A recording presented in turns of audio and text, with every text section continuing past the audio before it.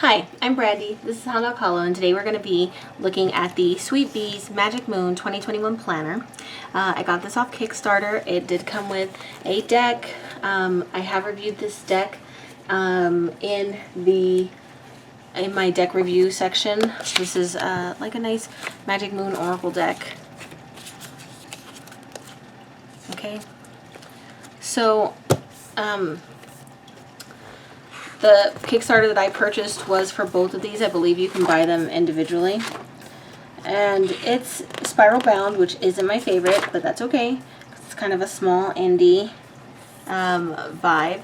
And it has some information, lots of information, how to use it, how to set intentions, a little bit about the moon. And just describes how they're doing the weekly layout. Has information on the moon phases and the diagram. Information, lots of information.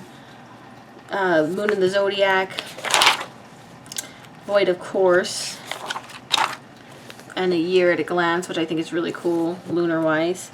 I'll have to double check what time zone that they're talking of. So, and they have a new moon. Pardon me.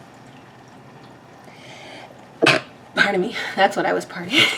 I had to sneeze. Okay, so for January, moon's this month, void of course is this month, new moon guide, full moon guide, and then this is a picture from the deck, which is the, hold on, I've got to find it. Oh, I thought it was a picture from the deck. Hold on, let me double check.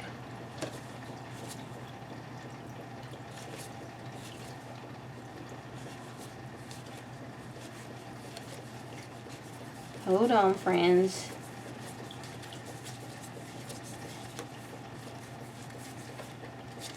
Yes. So it is Capricorn, the ambitious seeker. So I'll talk a little bit more about this in a second, but obviously because January is primarily Capricorn, that's why this representation is here. We have the month at a glance, and then we have the weeks. I'm going to give you some full disclosure. I hate vertical spreads, so I don't know how this is going to work for me. And so far, I already do this in my own bullet journal. I don't do the void of courses, and I do like to hear other opinions about what to do with the moon cycles. And I do this in my own bullet journal as well, which part of the thing is I'm still going to be doing a bullet journal, but I'm hoping to scale it back to the point that I only go through one in a year. And right now I'm going through like 4. So what I'm going to try this upcoming year is having several journals for different topics. So that, because one of the things is I go into my bullet journal and it has so many to-do things all together in one page that I just feel like I want to die because it's overwhelming. And so I'm going to try something different to try to counteract that for this period of my life where I'm so immensely busy.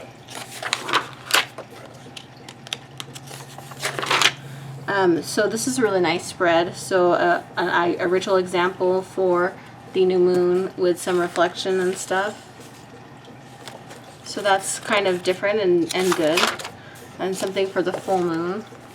Not necessarily in the order that those moons are. Here's February. So who is that? Probably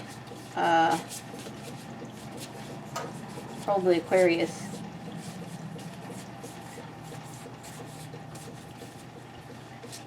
Oh, it's not Aquarius. Hold on. There's 2 Aquarius, though.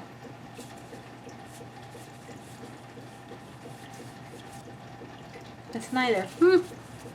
I know I've seen this one. Well, let's come back to it. So basically, that's February. We got the month. We've got the vertical journals, which I don't care for. New moon, full moon, next month, and so on and so forth. New moon, full moon, April, I'm going to flip through this whole book. So we're going to look at the new moon and full moon. And of course, as we go through the year, I will be talking about these ideas. Usually when I do my own get readies with me, I like to pull in knowledge from everything that I've looked at, and that really helps me with my personal plan for the full moon. Like I've always said, I like lots of resources. I like lots of voices. I want to really have a diverse knowledge and background and opinions. I don't necessarily get that. I don't get that in real life at all. I don't really have any friends in person who are practitioners or into intentional living. And frankly, so many of the social media, especially groups on Facebook and Instagram, are really toxic and just too much drama. I can't handle it. I just can't. Not to say that I don't follow some select accounts, but even then, drama seeps into my feed, and I don't want none of that. No, thank you. I don't want anybody telling me what's up with my practice. So that's my personal opinion. But I do like, in book format, for the most part, there's very little drama because it's written in like a really, it's written already. It's not like a dialogue where somebody's, I mean, there certainly is persuasion and stuff, but it's not full of vitriol. It has a certain level of dignity and respect that has to be maintained, right? They don't publish very many books that are just bashing people.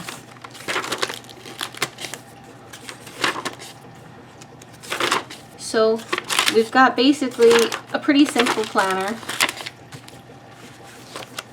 So this is the author, B. Schneider, and this is the astrologer. Okay, acknowledgements, and there we go. Ooh, I don't know how I did this, but I got it all. That's why I don't like spiral bounds. Oh, I'm going to say that the front, the velvet feel of the front is very nice. I've already dirtied it. What the F did I do? God bless America. And so I've already done a review of this deck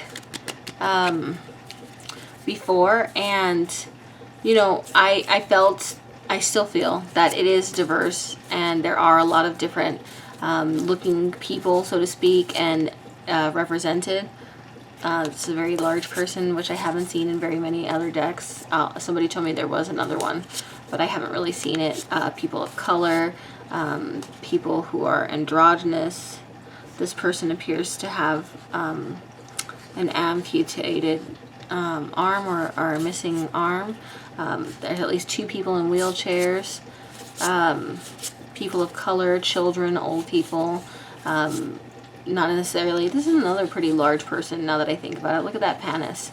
And not necessarily like gender conforming. So, oh, this is a thick girl. I wouldn't call her fat, I'd call her thick. Also thick. So, and then, you know, I've had an interesting conversation with one of my longtime followers / friends, which is a couple, D over at Divination, and we kind of talk about like representation and what it means and how we would like to see it, and what kind of context I should take. Obviously, the best representation would be people who have real life experience representing a population. Would be very very important, very good. But I also see that because it's not very common, that it is important to embrace the diversity and inclusion that is at least trying. But sometimes it is problematic with some stereotypical representations, which is what we were talking about when we looked at the deck.